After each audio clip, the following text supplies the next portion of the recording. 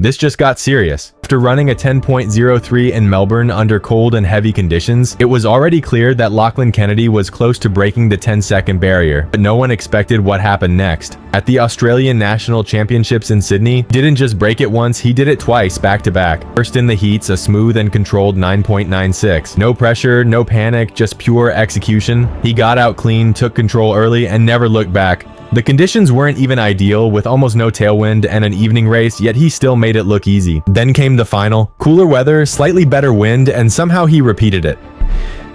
9.97, almost identical, almost effortless. At that point, it wasn't a surprise anymore, it was a pattern. And that's what makes Kennedy so dangerous. It's not just the times, it's how he's running them. Most sprinters rely on one strength, either they dominate the start or they finish strong. Very few can do both, and even fewer can develop both over time. Kennedy is right in the middle of that transformation. Last year, he was known mainly for his explosive start. The World Indoor Championships in the 60 meters, he blew past some of the best starters in the world. But over the full 100 meters, he couldn't always hold that advantage. Now that's changing. In his recent races, the first 30 meters are no longer about blowing everyone away. He's matching the field step for step. But from 50 to 100 meters, he takes over. That's where he separates. That's where he wins. And even he admitted it after the race, saying he's been working hard on his back-end speed, because when his start is on, it's already world class. Now that his finish is catching up, things are getting dangerous. Every race this season has followed the same pattern. Controlled start, then a powerful surge in the second half. Sure, right now he might not be beating the absolute best in the world like Lyles or Thompson, but that list isn't long. And Kennedy is only 22, 9.96 runs in neutral conditions early in the season and coming off a serious injury. Not just any injury, but a stress fracture in his back that kept him out for months. Yet he returns and immediately runs the fastest times of his life. That's not normal, and it's definitely not luck. Makes this even more interesting is how his performances compare historically. He hasn't officially broken the Australian record yet, and he hasn't surpassed the unofficial fastest white sprinter time either, but both of those marks were run with strong tailwinds.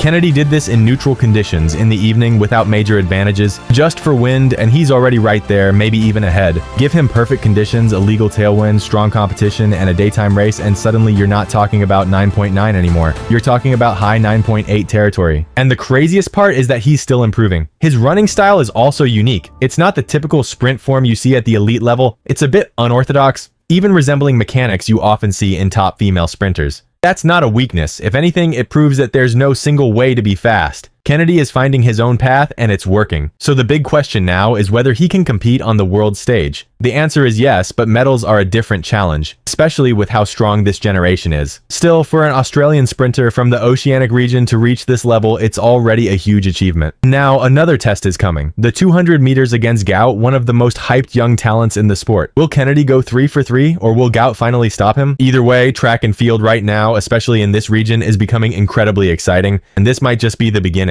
So let me know what you think. How fast can Kennedy go this year? Because if this is how he's starting, the rest of the season could be something special.